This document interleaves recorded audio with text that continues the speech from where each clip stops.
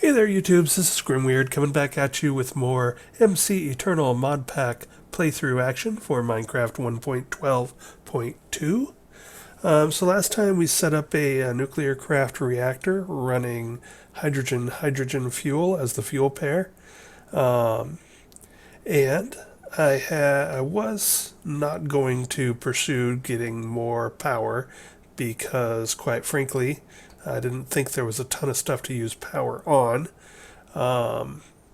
without something, a real power hog mod in this mod pack like Draconic Evolution or Environmental Tech or whatever. But then I remembered that I sort of wanted to try out the RF Tools Dimension stuff, and that can be real power hoggy. So I thought I would go ahead and just take the Nuclearcraft Fusion a bit further. So last time we had this bank of 20 electrolyzers making hydrogen, and we had our hydrogen tank here. I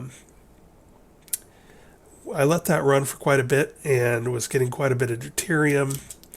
So then I decided, well, if we take a look at the fusion core recipes, and these might be a bit off because I did hit the Nuclearcraft reset to default, and I'm not sure if that is default for Nuclearcraft or default for MC Eternal. So things might be a little skewed here. But we were doing hydrogen. So these are the two hydrogen ones. The base combo lifetime is 100 ticks.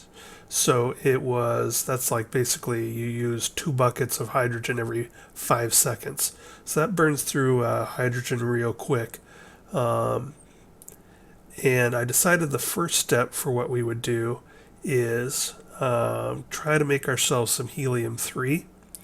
So we would go ahead and reset our first one now that we had a bunch of deuterium built up. I could make some mechanism deuterium production, or heavy water production, I should say, and switch over our first guy to hydrogen deuterium. So one thing to notice is that, well, let's go over there and take a look at it. Well, first let's go take a look at, so I put in some deuterium production. So this is just a bunch of mechanism electric pumps with, and this is important, the filter for the heavy water. And you want to put those in before you start sucking water into them. Otherwise, you have to clean the water out. So it's just a strip of power going down the middle and then a couple of strips of indirect IO fluids going into the wall. And then and you can see most of these are turned off. So this one with the bluish and yellowish is still running, but most of these are turned off. And that's because I sort of overdid it on our production. So our gargantuan drum is almost full with 65,000 roughly-ish buckets of heavy water. And you can see most of these are off because they have they're full up on deuterium and have stopped. And that's because our deuterium tank here is at 65,536. And we're just not using it as fast as basically I overcreated things. So basically I did also make an RF Tools, let's see, RF Tools module. So I made a fluid plus screen module. So the plus means that it'll work from anywhere, as opposed to the normal one just has a range of 16 blocks. So I made one of these fluid plus screen modules, right-clicked it on that bucket, and if we go up here, you can see I've moved and expanded my screen. So now our induction cell is at 99%, and I'm tracking my hydrogen barrel, my deuterium barrel, and a helium-3 barrel. So I'll show you where that one is. And also, if we take a look here, one thing that I'm having trouble with is that You can see right now I'm going between 2400, which is my immersive engineering thermoelectric, sort of like, early game power, and then it occasionally pops up to 79,002, which is my Ender Pearls, which are still running. So that's this power room. The thermoelectric generators with magma blocks and packed ice. So this whole thing, plus a loot chest Spectre coil, is coming to 2400 RF per tick. And then this guy is slowly consuming Ender Pearls to peak at around 76,000. But then there are pauses every time a pearl dies. So you can see here a pearl's going 1, 2, 3, 4, 5, 6, 7, and then dies. And then there's a couple seconds without generation. So that's peaking at 79,000-ish, but this room is peaking at around 79,000-ish, and probably averaging around 55,000-ish. But one thing that keeps happening is that every time I log out of the game and log back in, my flux plugs are detaching from my thing here. So you can see that here's my guy. This is the first one. This was using hydrogen in both tanks, but is now using hydrogen deuterium. And so what I did to do that was that I hit this button, turned it on, in other words, lit it up, and you can see the red arrow. There's a break between tanks. So now now I'm preventing input overflow. So what that did was that my hydrogen kept going into the first tank, but did not spill over into the second tank. And then I just added deuterium fuel. And if we take a look at hydrogen, its optimal temperature was 4,430 megakelvin, which is like, I don't know, 4 billion Kelvin or whatever it is. But then I was switching to here, and it's 1245. So we were going from 4430 optimal temperature to 1245. So I basically had to turn this thing off and let it cool down a bit. And then I added the deuterium, or I turned on the deuterium into the tank when we got down right around the 1245 range. And then it's outputting helium. You can see that, or I should say helium-3. So if we look here, 250, 250, 250, 250. So basically a bucket of helium.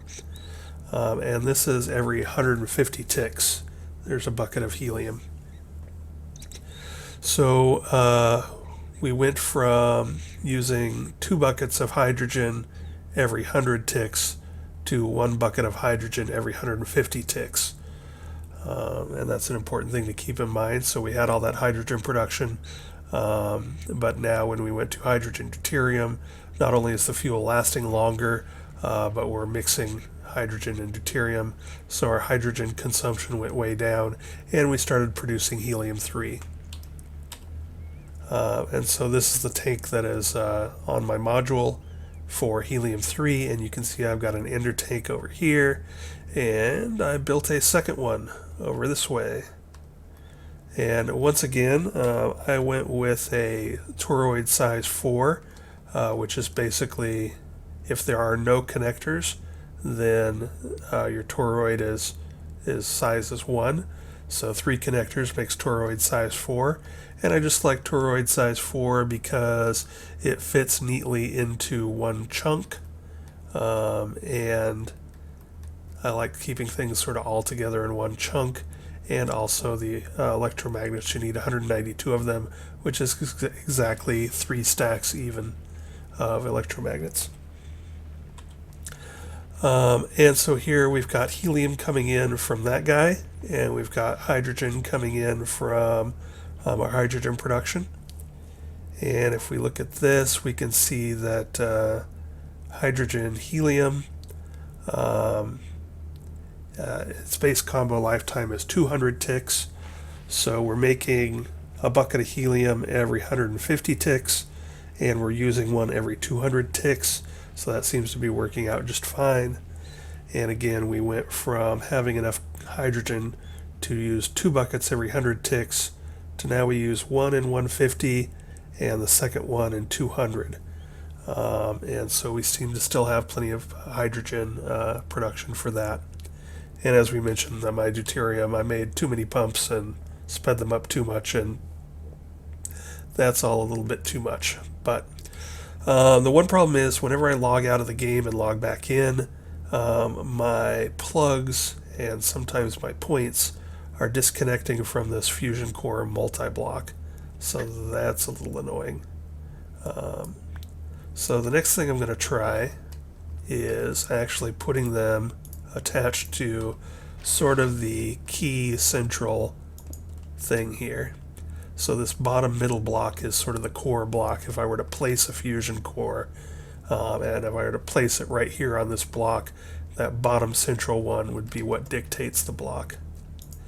I do have, or I did have, and I'm going to re-put it on there, I did have chunk loading on.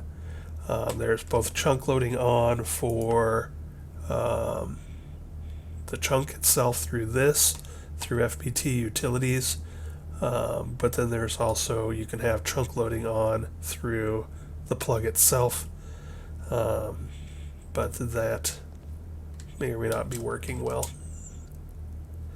So I'm going to do the same thing over here. This has come detached too from the multi-block.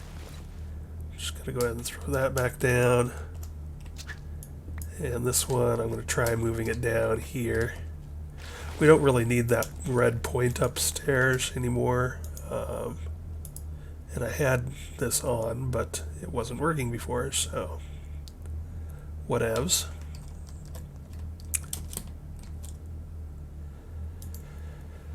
But anyway, so that's how things are going. So we're making 1.24 million over here. No, that's the temperature. We are making 449,000 RF per tick here, and we're making 1.2 million RF per tick over here.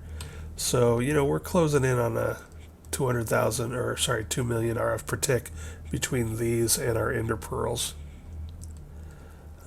So this is all flowing along nicely, except for the flux plugs. So let's head back, verify that we are now... Okay, well this is back up to 100%, pretty fast. I did also expand this some more, so it's now got 2 ultimates in it, I think. So it's up to 409 billion RF that it'll hold, and it's maxed out. So that is cool. And because it's maxed out, I'm going to go ahead and come up here and, at least for now, I'm going to go ahead and turn off my use of ender pearls because don't really need them. I still have, last time I checked, around 50,000 ender pearls over in my mob farm, and my mob farm is currently turned off. But no sense doing this if I don't need to.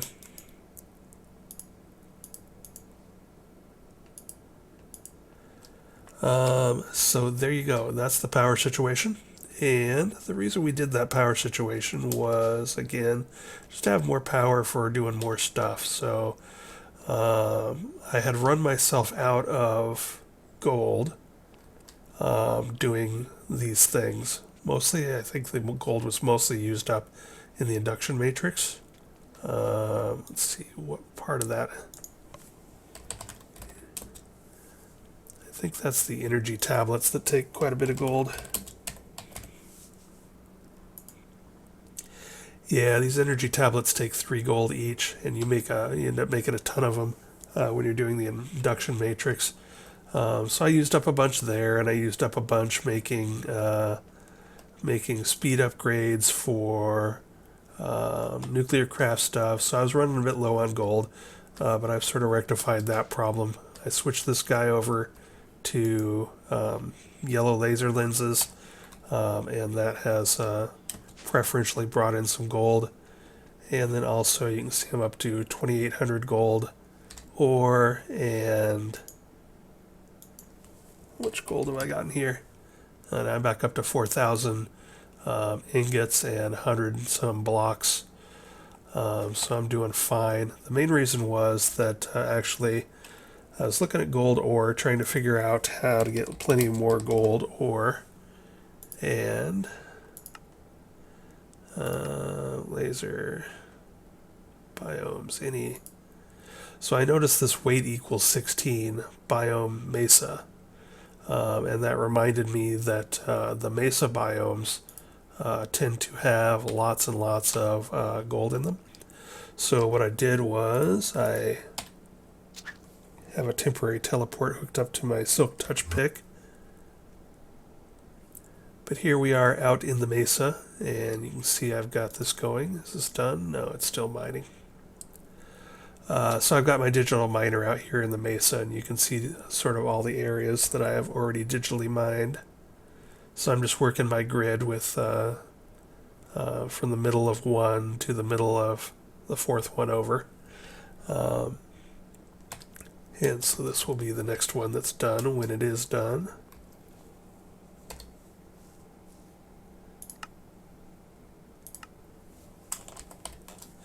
And I just do this to remind myself where I've mined so I don't end up over mining the same place. So the next time I'll set it up probably, like over here or over here somewhere. If I need to keep going, I'm probably going to ignore this for a bit.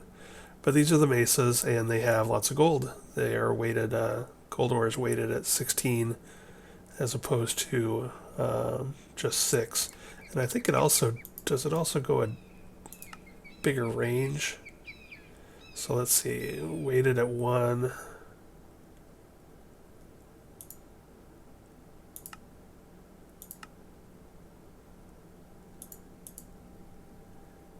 Okay, so in normal biomes in the overworld, it's weighted at 6 between 5 and 32. And then this says it's weighted at 16 between 32 and 80. So that's, I think, in addition to this weighted at 6 between 5 to 32. So the bottom line is I'm getting tons of gold out of the Mesa. So there you go. If you're looking for some gold, come to these types of zones, these Mesa zones, Mesa Plateau, etc. And then if we head back, so what else do we got going on? One of the things I sort of wanted to do, I was looking through, where we could go in this quest book and kinds of things we want to do. And I noticed that there's a lot of stuff, like all of this player shop stuff, where you submit materials through the task screen for coins.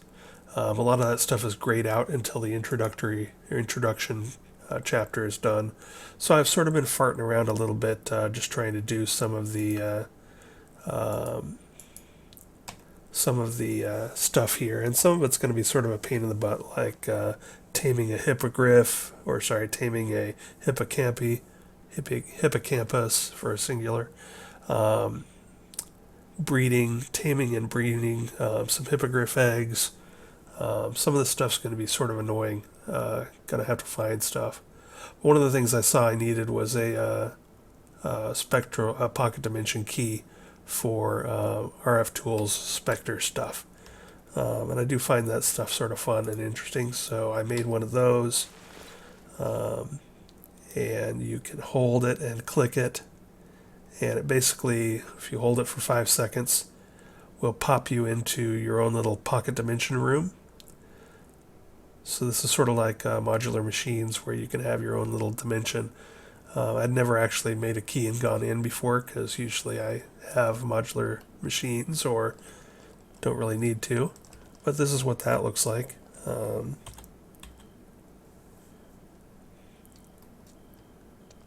Whoa, the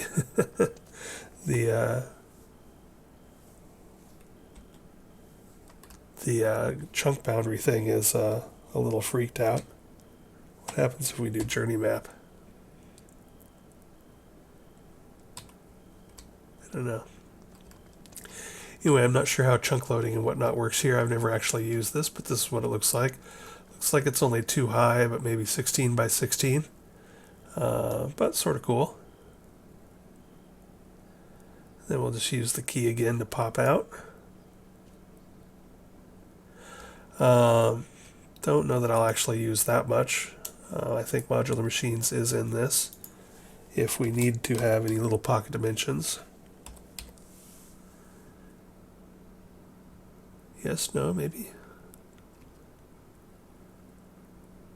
Maybe it isn't. Or is it compact machines? Is that what it's called? Compact machines 3 is in here. And that's where you can make these little cubes, including a 13 by 13 by 13 room. So if we were going to make little pocket dimensions, we'd be using the compact machines. Modular machines is that one that makes the like forestry machines, the big automatable forestry machines, and etc. Let's see. So one of the things though was that I was interested in. I sort of like these Specter Illuminators. So early in this playthrough, I was sort of excited to kill those little spirits, those little blue cubes that float around after you kill monsters sometimes, and get ectoplasm drops, and then turn those into Spectre tree saplings, and etc., etc. But then I got bummed because I grew a couple of these trees and didn't get any ectoplasm from them. And then when I looked at this, like what happens when you break the leaves, it just showed Spectre saplings. It doesn't show ectoplasm coming from that. So I thought, okay, well I didn't get any, and it doesn't show that here that it drops, so maybe I can't get my hands on lots of ectoplasm. But I had grown a couple of trees and decided to clear them out, and I just happened to drop them and get a couple ectoplasm. So I was like, oh, cool. So it does drop, it's just at a really low rate. And you can see I got one from that tree. If we go here,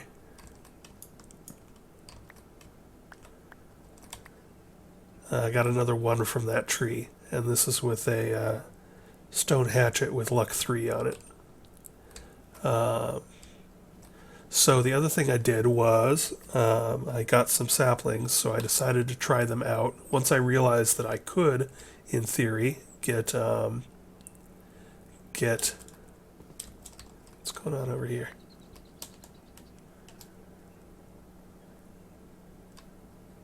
Get this guy out of the way here. Must have reached my limit for spirit trees. So I've got my Astral Sorcery tree beacon, and as you can see, it's sort of, actually the best way to see it is to tick accelerate it. So what it does is when trees grow near it, it will just auto-harvest them. It turns them into sort of spirit versions of themselves, and it sort of auto-harvests them for a long time, and it sucks a lot of resources out of a tree, and then the tree slowly disappears. I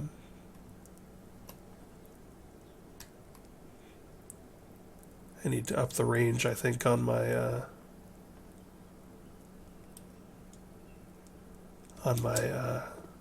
little guy up here. Let's see, are you maxed? No, you're not near maxed.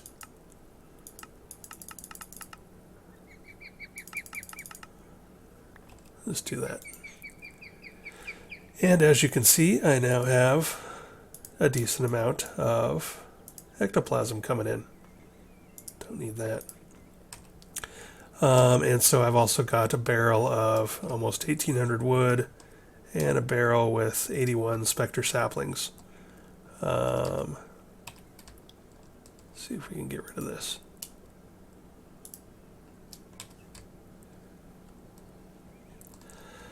And that allows us to do some things like make ourselves some of these Specter Illuminators. So the Specter Illuminators, as it says here, Right-clicking on the ground with this item will spawn a Specter Illuminator that will light up the whole chunk it has been spawned in. Right-click the Illuminator to get back the item again and make the chunk dark again. So, you know, I'm a huge fan of the ever-dreaded Cave Illuminator that makes all of these like little yellow things. And also, you know, this illumination wand from Astral Sorcery that makes these little things. But if you really want to light a place up, you can use these Spectre Illuminators. And let's just go ahead and pop one out here. So if you put it any place in a chunk, so let's put it over here, what it does is it floats up to the highest spot in the chunk in the middle, and it goes to the middle of the chunk, and then it sits on the, is this the northwest? Yeah, it sits just northwest of the center point. And now, if we go downstairs, this is all lit up, and it's all lit up even in the absence of light. So if we were to get rid of all of these,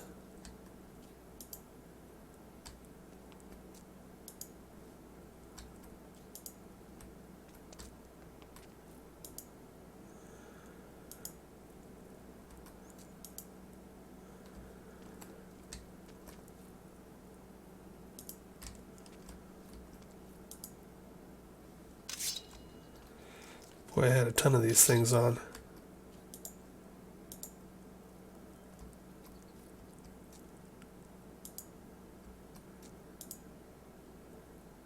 Sometimes right-clicking on this is a pain in the ass on stuff that's in open space, but you can also just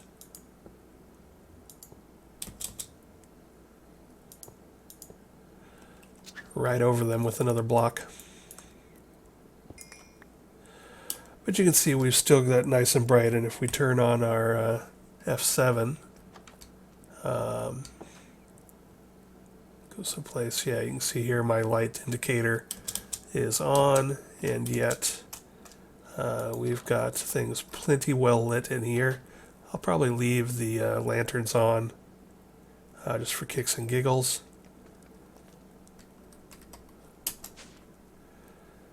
But basically everything turns really bright.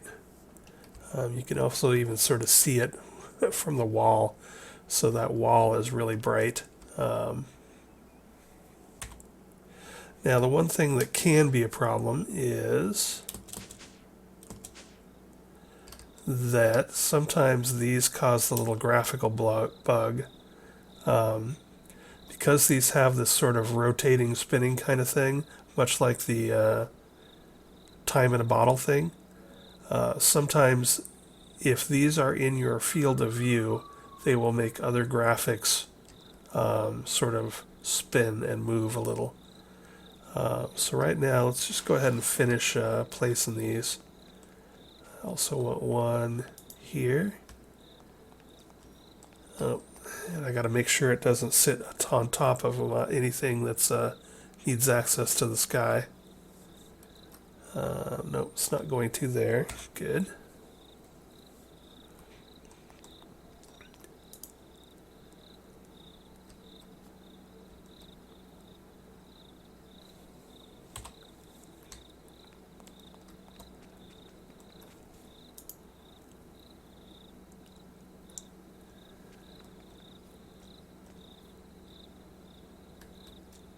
And you can see how they sort of go up to the highest point in the chunk. So in this chunk, you know, these are probably the highest thing in the chunk, so it goes up to that level.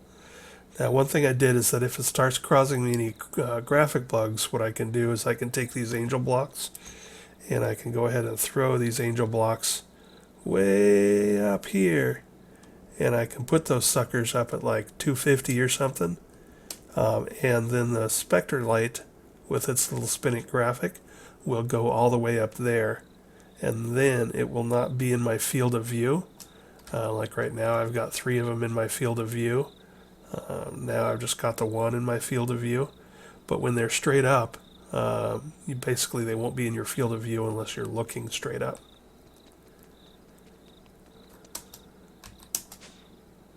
But let's go downstairs and see if I can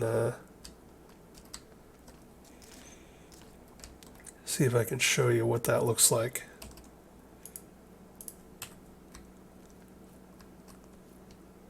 So some of the kinds of things that spin are the little icons that show up on the side of these. Other things that can spin are things like, any little icon that shows up there. Don't seem to be having a problem right now, but I might later. Another thing that can cause it is, these guys.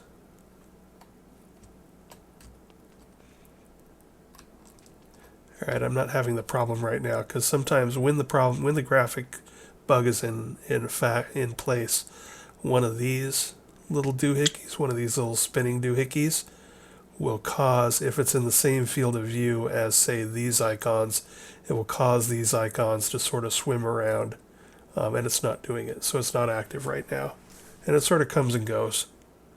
But anyway, if I come back in and those lights are doing that, I will know that, and you can see really how bright it is down here. It's making the dungeon level, instead of just barely lit, it's like totally lighting it up. It almost seems bright and cheery in here. Now I do have bedrock fog turned off, but still. Anyway, so we are now well lit, and I probably will slowly go around and just sort of get rid of some of these little yellow lights that are at eye level or that are in a place that sort of just don't look good.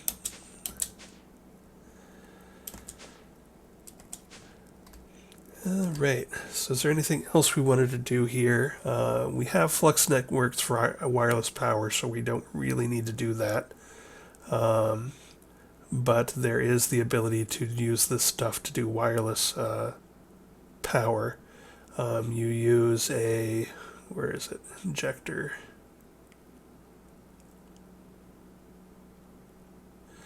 A Specter energy injector, so you dump power into this thing.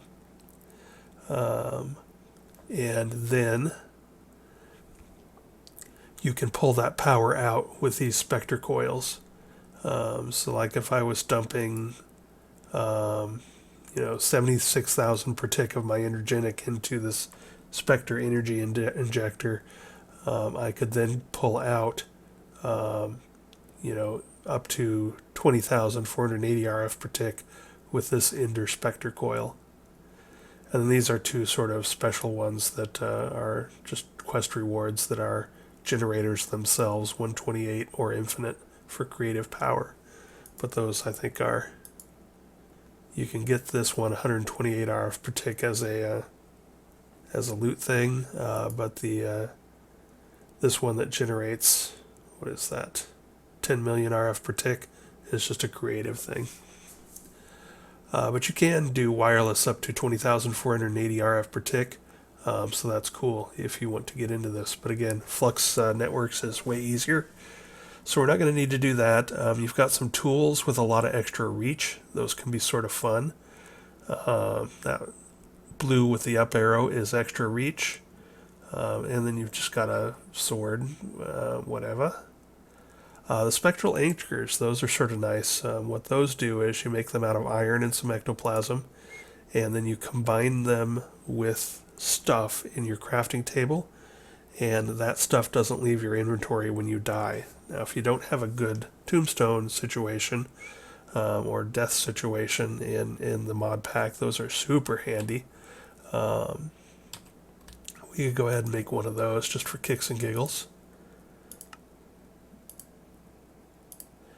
And then let's go ahead and take it over to crafting table, and let's say my main gear bag that has all the stuff I want in it.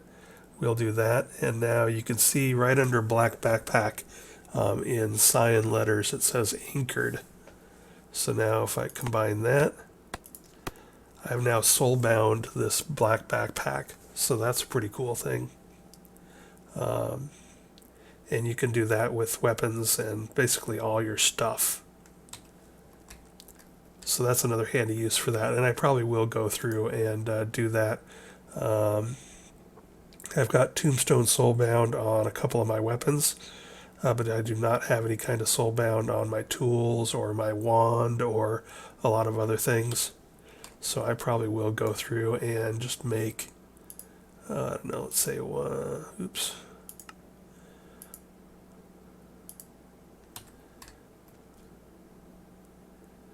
I definitely want to at least put it on this pick. And now I'm not using a modifier slot to do it. So you can see here I have basically no modifiers, but I'm still able to make it anchored. And that's a way also to not use up modifier slots or inventory slots on your weapons. Let's go ahead and put that in there. Call this up. Oops. It can't really be out of iron. No, I'm just out of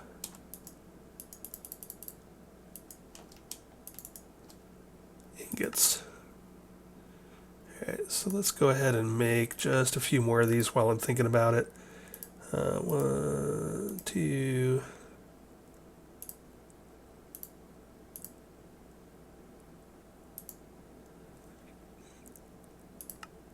That's probably fine.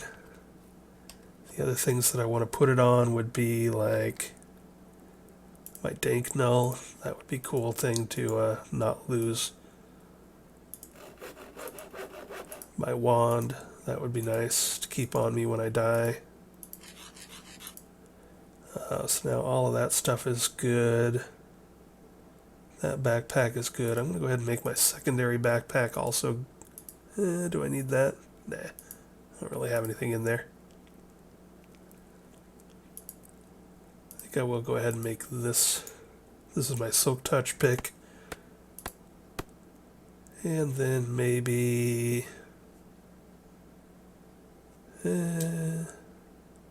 maybe I'll save the other one.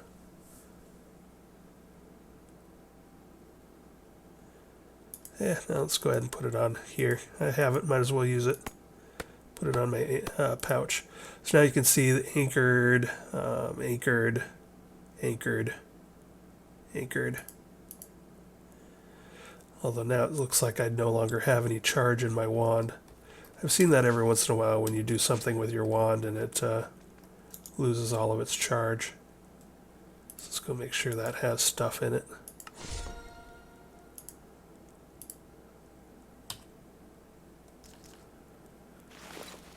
Let's make sure also that it still works. Yep. Alrighty.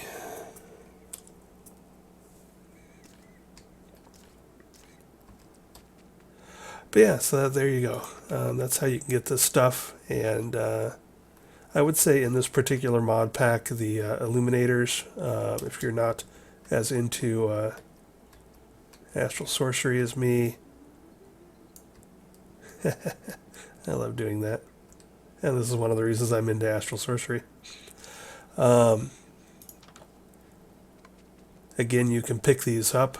So what you can do is, you know, if you find yourself a dungeon or a dragon lair or something, you can put this out above ground. You can go down, you can whoop stuff in a particular chunk and then come back up and pick it back up. So that's those. And then, what else did I want to talk about? So right now I'm going to hold these angel blocks. I'm sure most people are aware of what angel blocks do, but you just set them and you can set them in space in front of you. So what I would do is if I need to move my Spectral Illuminators up because they're causing a graphic bug, I can just fly up to around 250 or so, put one of these out in front of me, and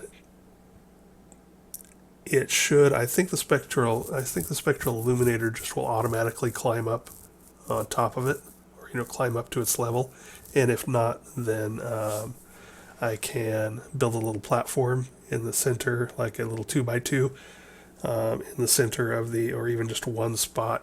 You could probably even just do, one spot on the northwest side of the yellow center line, and pick up the spectral anchor from down below and place it up there, and it should stay up there and just be fine. And then it'll light up the whole chunk and everything below it, without necessarily being in your field of view, causing that rare graphical bug which makes these things spin in little circles like the time in a bottle does. All right.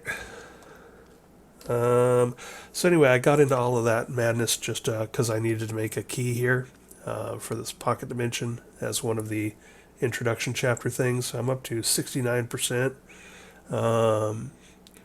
I did make a potion of fission. That's another thing I need to do right now. We could do that right now, is make ourselves I have a potion of mutant lava, but I need to use it on a cow. Let's see. So I got one of these as a quest reward, or in a chest or something. I hope that completed it. I guess I don't have to use it. I guess I just needed to unlock it by getting an undying heart.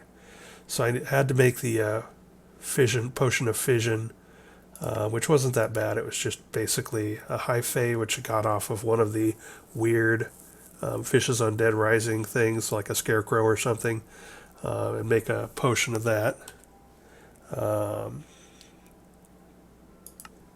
And then an undying heart. I got that as a quest reward, I think, for something. I got it as a quest reward for the angel ring. That also drops off of some Fishes Undead kind of thing, but I had it for my angel rings. Now we can do that. Building gadget. Scythe claw. I'm not exactly sure where that drops. It's another Fishes Undead thing. Azrael's scythe. So we got a lot of Fishes Undead stuff here, so we'll have to figure out where we can get that to drop, or we'll have to go out looking for critters. The swine mask, I know that the demon swine drop in a particular, or I think the swine,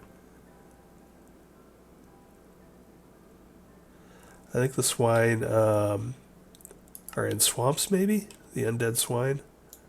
Anyway, we'll have to figure out where they spawn. I do not have anything there. I killed them because I got the bounty. So if we go here, there was a bounty for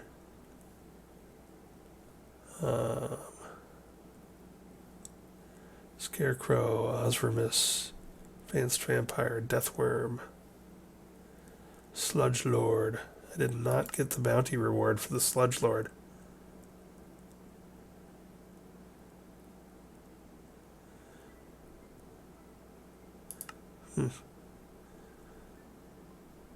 That must not be the thing that's at the bottom of the sludgeon. That must be the Sludge Menace. Sludge Lord, I'll have to go around and look for that. Shambler, Swamp Hag, Rifter, Minotaur, Ghost.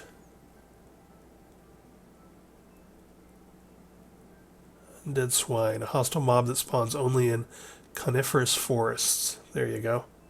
So we got to go to a coniferous forest and try and get more of those. And we need to, I think, just kill more of these Fishes Undead critters, which Undead Slime's one. I think the Osvermis, which is which spawns in the desert. Scarecrows, those spawn from like crows. Some of these are fire and ice monsters. But yeah, some of this is going to be hard to do. I got some of it. Let's see, I still need to tame an amphitheater. So these are these little flying, like, Quetzalcoatl flying feathered lizard things that are in the jungle. I don't know if I've even seen a jungle yet, so we might have to search around for a jungle. Fire dragon steel sword, which means I need to make some fire dragon steel. So we could start working on a dragon.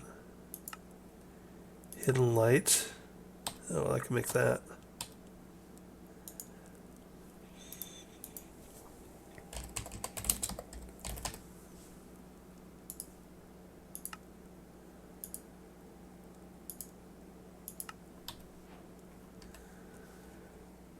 I'm interested to see what that looks like. Pickaxe of the core. Wow, really?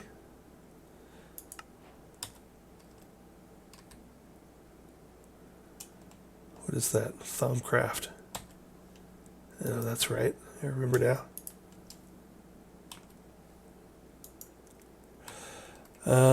So we don't actually have to. I went out and got ourselves a couple extra cows. Let's go ahead and make one.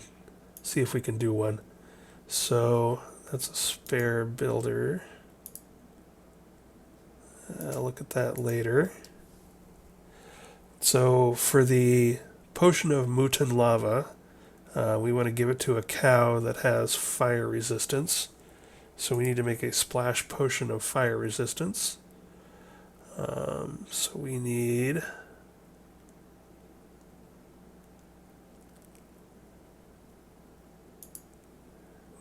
gunpowder, blah blah blah, and we need magma cream.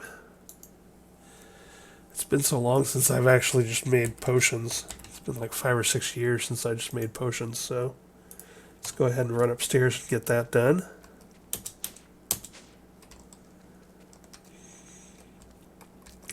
So here's the potion stands. We're going to click on its base, and we want water. So first we'll go take, I'm not going to automate this because I just don't use potions that much, but we're going to go ahead and go 1, 2, 3, 4, 5, 6. We'll make 6 bottles of water.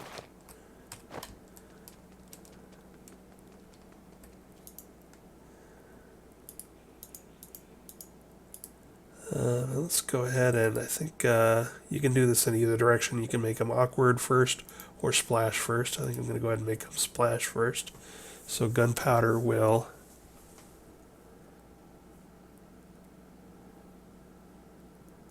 and I did put some blaze powder in there to power it. Looks like we probably have enough to do what we need.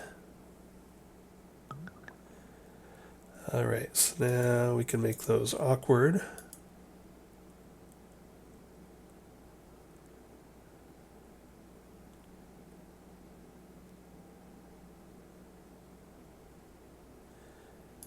And I assume that tick acceleration will work on this.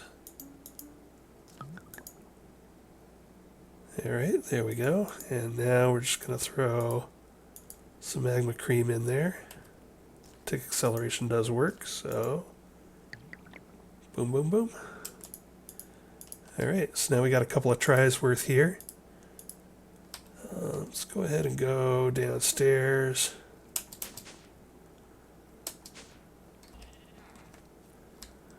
I didn't want to use any of those cows in case I need them again, so let's go ahead and build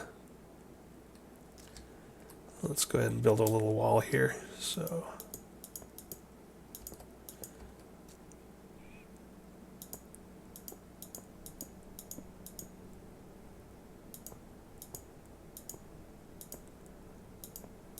just build a little temporary thing here. Get rid of that. Because it's in my way and I no longer need it thanks to my Spectral Illuminators. And we'll go ahead and throw a cow there. I don't even remember how potions work. It's been forever since I've used one of these. Alright, so now I think the cow should have gotten that. Hey, it worked. And it looks like we got 2 of them too, so we could breed them.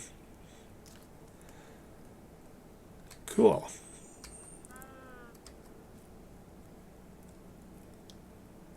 Alrighty, well, we'll just let these guys grow then. And now we could use this to fund ourselves magmatic generators from thermal. We could use that to run my smeltery. We could use that for whatever. So that's pretty cool. Got that going on now.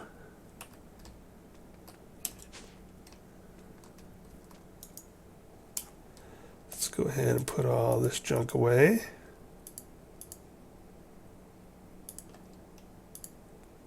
And that means I did not need this second cow. I think I'll just go ahead and add it over here. He'll be a spare, but that way if I need a spare cow for something, he'll be there. So now what? Let's look at some of the other stuff we got going on here. We got to go find more fishes on dead stuff. I now know where to get the swine. I don't know what this comes from. Scythe claw. I thought I had gotten one of those, but I'm not sure what from. If we go at fish, Mugma. I'm not even going to try and pronounce that one. Parasite, Foglet, Inketa, Undead Slime, Salamander, Ithaqua. Oh, so the Ithaqua, those are like sort of Wendigo type critters, I think. Those are probably in forests or cold ones. Mimic Crab, Sludge Lord, Raven, Terra, Vespa. I've seen those before. Those are sort of wasps type critters, which makes sense since I think that's Italian for wasp. Piranha, Swarmer. Swarmers, I think, are like little piranha guys in the jungle waters. Osvermis are little wormy guys in the desert at night. Penguil. Penguil, I think that's actually like a penguin, an undead penguin in the at night in the dead areas.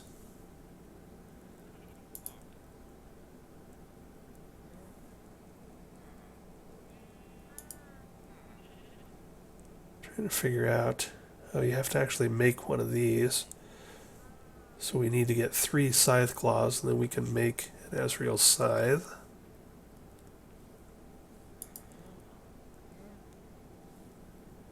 Looks like we just need a bunch of these scythe claws, 5 of them at least. I think I'm going to need one of these, don't know where that comes from.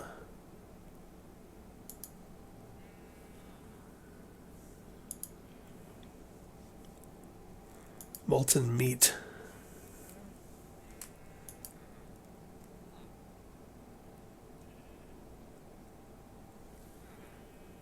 So I'll have to figure out how to make that. So there's all sorts of stuff here. We're just going to need to go out in the dark in different biomes and look for fishes stuff. I'm going to pause here and see how much time we have left in this episode, and then we'll see what we want to do next. Be right back. Okay, well, we don't have a lot of time left. There's this whole branch, the kitchen. I unlocked this after I set my kitchen up, so I basically just need to either make more or pull up a lot of these things. I think I already have most of these things to get credit for that. And then I already have a cow in a jar, so I can pick one of those up and get that. And then I'll need to make a few specialty foods here. Looks like I'll need to set out some ground traps.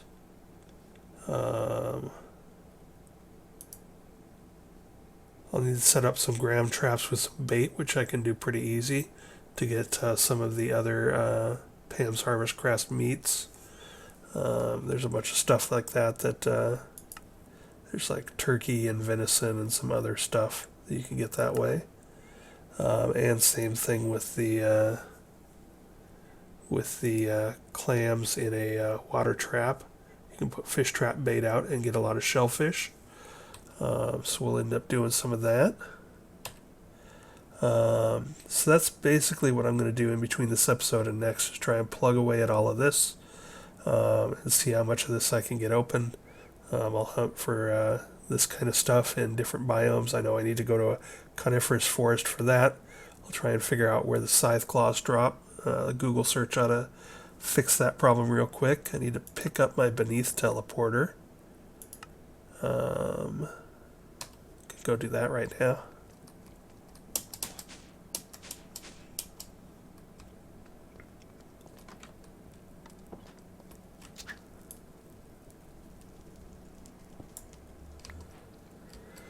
So there's that.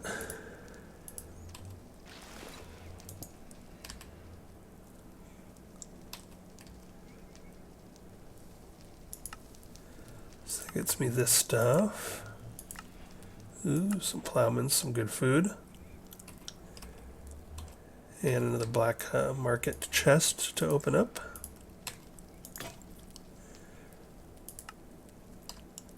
And it's one of these annoying cubes, which I guess I could open that up.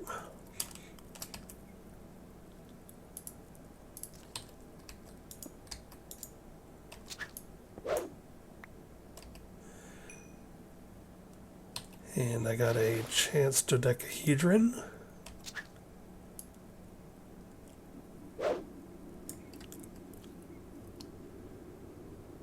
I'm a little frightened.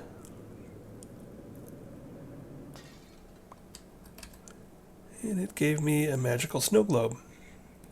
And actually, I think I may have needed one of these, because I think you have to get one of these and fill it out to for something. Maybe not. But alright. That was cool. So let's see. This can get done easy. This can get done easy. This is going to take a bunch of stuff. I need to make some night slime. I can do that in my smeltery, and some pig iron. I can do that in my smeltery, so that's no problem. Manulin, I can make that in my smeltery, no problem. 32 swarmers. I think I might need to find jungle, which I don't think I've seen any jungle. I'm going to need to find it for swarmers, and then make a swarmer launcher. I'm going to need to find it also probably for a few other things.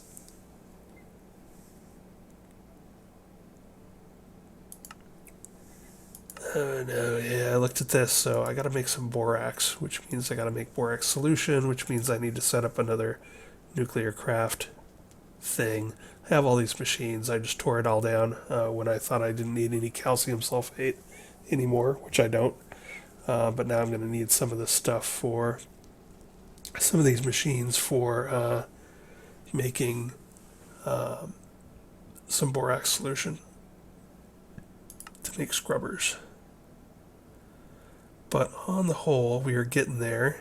I guess the only other thing we could do is we could hatch a dragon. I've had an egg for quite some time. I just haven't gotten around to hatching it. Let's see, egg.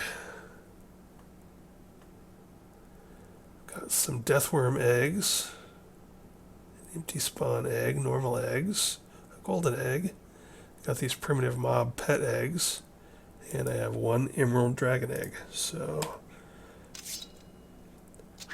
that's going to be a fire egg. So we would want to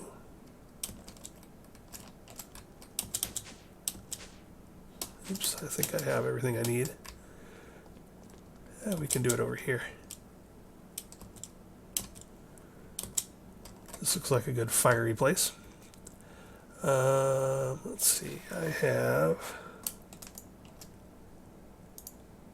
some of this. So basically for the dragons, for the fire dragons, you just sort of need to make a little spot, and you sort of need to light it on fire. And then you plant, if you will, the egg on top of it, and then wait for it to hatch. Now I'm going to, because I don't like mystery, I'm going to go ahead and mod options, ice and fire, config. Let's see, we want to look at dragon, egg hatch time is 7,200. 7,200 ticks, I assume, and that's going to be around 5 minutes or so. Is that right? Let me check that real quick. 7,200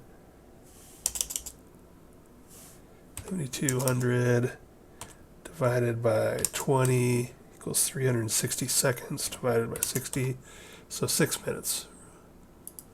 So roughly 6 minutes. So we're going to go ahead and plant this down. And now you can tell it's working because it's wobbling. If you put it down somewhere and it doesn't wobble, or if it just does anything weird, then that's not the dragon you want. You also got to make sure that if you wander off, it doesn't despawn. But we're going to go ahead and just sort of wait here. So I'm going to pause the recording, and we will come back in about 6 minutes. Okay, we should have our baby dragon any moment now. While we were waiting, let's move this over here so we can keep an eye on the egg. I did pull out a name tag, which I got a bunch of from chests, so we can name our dragon. I got a dragon command staff that I made as part of the... Hey, there he is. So there's our little guy. And one of the first things we can do is just... it's a female. And we want to... Did I successfully put him on my shoulder, or did he wander off? He wandered off. Hey, buddy, where are you going? I think we can shift-click on him to get him on our shoulder. Shift-click. Oh, he is sleeping. Is it Alt-click? There we go.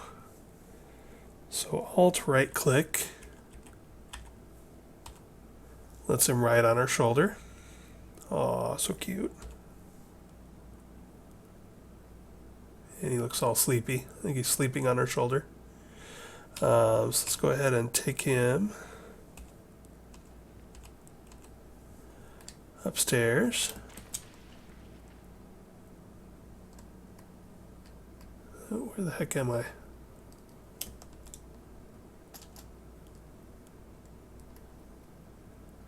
Alright, let's see if he'll teleport with us.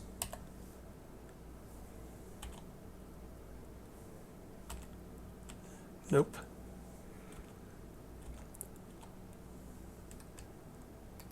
Alright, let's go back downstairs and try to find him again. I don't actually have a lot of experience with them on my shoulder just for this reason, because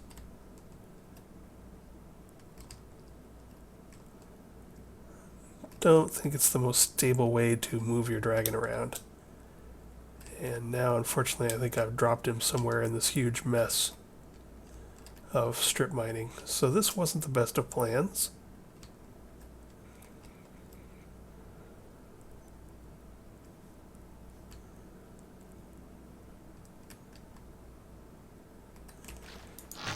Hey, buddy, what are you doing here?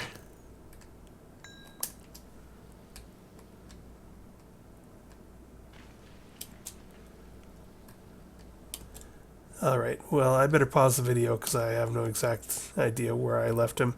That was badly executed, and I sort of knew the dangers, so I should have known better. What I should have done was picked him up in my dragon horn, which I did make a dragon horn just so that I wouldn't run into this problem. So I'm going to fly around a bit and find my dragon and get him in my dragon horn, and then we'll take him upstairs, her upstairs, and hey, you guys are out of bounds.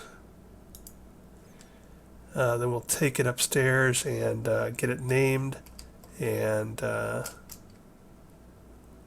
all that stuff.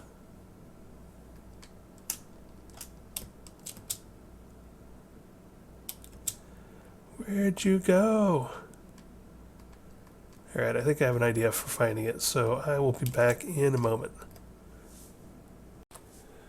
Okay, so I went back and retraced my steps downstairs from where I hatched it and eventually spotted it sleeping there and got it in a horn.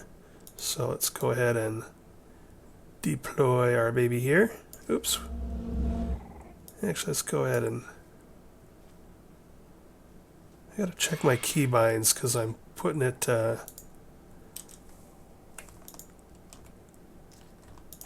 when I'm trying to put it in the horn, it's going up onto my shoulder.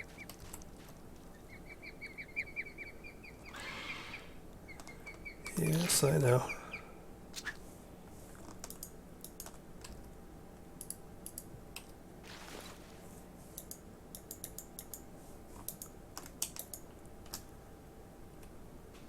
Now, why'd you go way over there when you came off my shoulder? Stay. So I just right-clicked it with the thing. Actually, let's make it escort me. Let's get it back out here in the center. And then, let's see.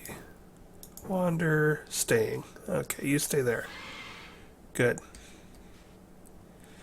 Alright, so now I gotta think of a name of it and go do that.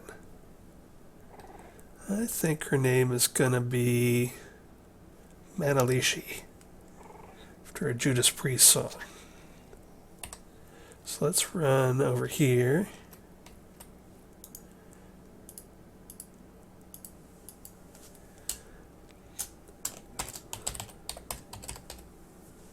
Manalishi.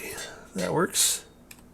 It's easier to name them and do a lot of stuff with them when they are small, because it's easier to find their hitbox.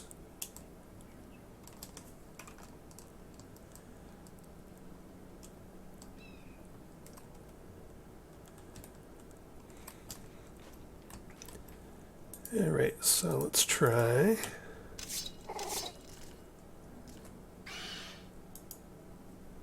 Dang it, it's doing the shoulder thing again. Let's see, options, controls, category, ice. Ice and fire isn't working. How annoying.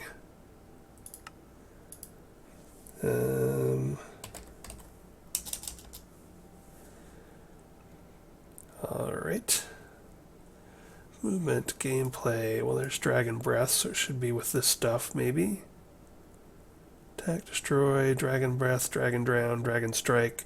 We're not going to be flying the dragon around that much or playing any of that stuff.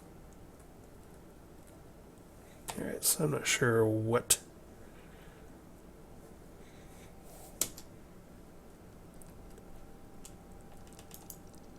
Manalishi, there we go. Manalishi, health 20 of 140, stage 1. So now the next thing we're going to do is I made some dragon meal. And we're going to grow her up a bit.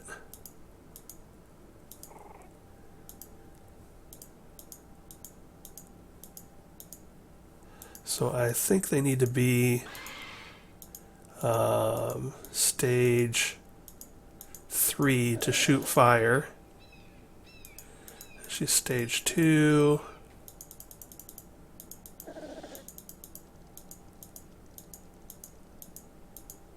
Stage 3.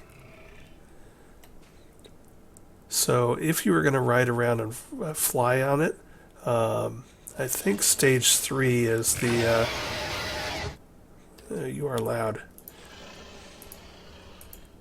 I think stage 3 is the minimum level to ride on them, or possibly stage 4.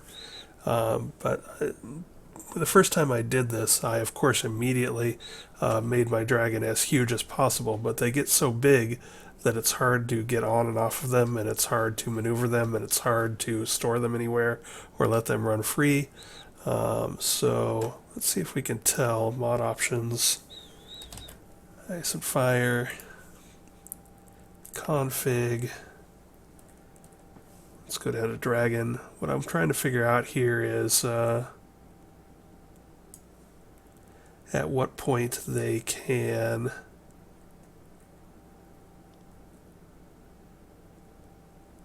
at what point they can start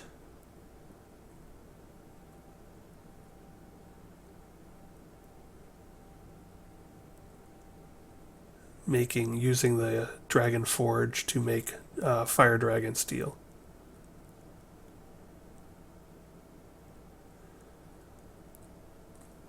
And I'm not seeing anything there or there.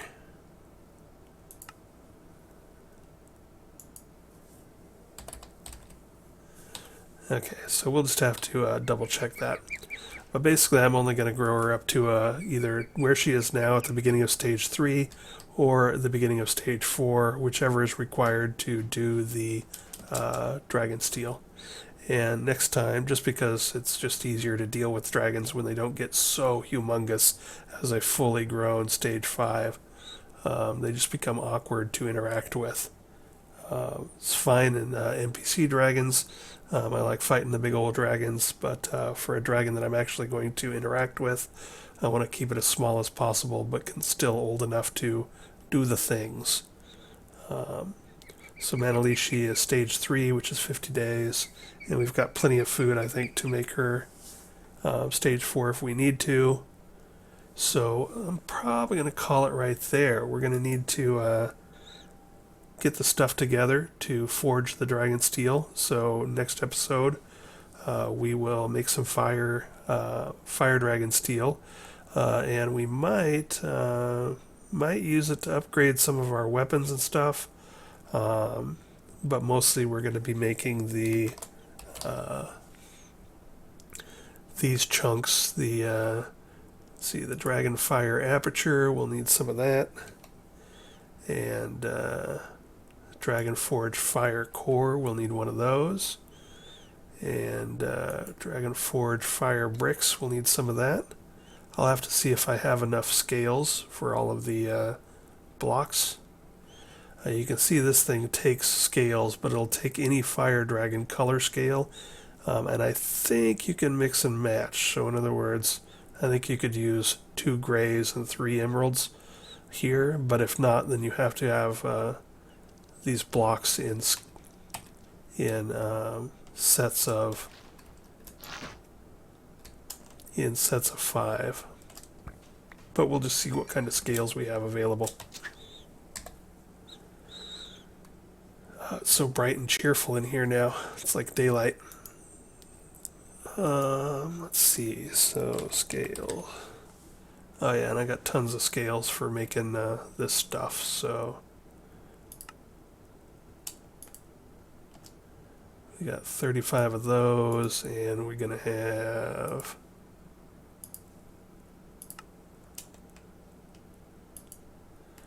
21 of those, so we should have plenty. And we got some gray and bronze ones too. Alright, so next time we will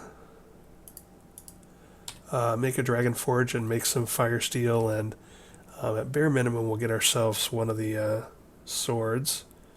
We could also make the flamed dragon sword. And we could even try and put a gem on it from Between Lands. That might be sort of fun. I think these will hold enchantments. Yep, they'll hold enchantments. And I think they've probably got a better base damage than my Ender Mark II. I am not sure. They definitely are better against ice dragons. We probably have to make one, mostly just because of there's probably here under the, what is it, bosses, no, challenges. I think there's something in here about where they ask you to get like legendary weapons and whatnot. So somewhere in here, it might ask us to make one of those anyway. Let's see. You can just buy one. Oh, that's good to know. 3,500, that ain't bad. Oh, maybe we'll just buy one. I have stupid amounts of money. I got like 38,000, and not anything that's super important that I want to spend it on. So, and once we finish the introduction chapter, um, once we finish this chapter, I think that will unlock feeding materials into the task screen. We can already do that some with things like gold ingots and diamond ingots, um, or I guess those are actually diamonds, um, and get some, but we can do a lot better once we get into some of the higher end things. To that end, I did go ahead and I had found a hedge witch villager in one of the villages that was selling diamond seeds. And I mentioned that a while back, and so I have converted, I think, almost all of my cloches upstairs and created a few more cloches to growing diamonds essence, which you can see we can then turn into diamonds. I should automate this a bit more and feed it into actual like a compacting drawer or something. Maybe I'll do that in between episodes as well. So we were up to 800 blocks of diamonds. So we've got lots and lots of diamonds. And the main reason for that is to take advantage of this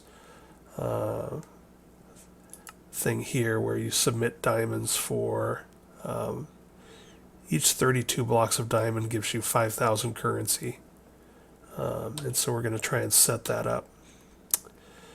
Oh, and that reminds me, the one thing that I really wanted to do this episode was actually work on a dimension made out of diamond blocks. Let me pause here and see how much time we have. We don't have any, I don't think, but let me check how bad we're over. Okay, and we are over time already, so next time we will go ahead and set up I pulled out all of the little dimlet things from my mob farm. The Enderman dropped them, and I opened them all up to get all of our little dimlet stuff. And we're going to try and make I've only done this once, and it's been like 5 or 6 years ago. But we're going to try and make a entire dimension made out of blocks of diamond. And so I got a dimension builder or inscriber, builder, etc. So we're going to try and get I don't remember exactly how all this goes, but we're going to try and get this all ready to rip and roll next episode. So next episode we will have some fire steel, and we'll use the Dragon Forge, make and use the Dragon Forge. And then also we will play around with a dimension made out of blocks of diamond. Talk to you next time. Bye.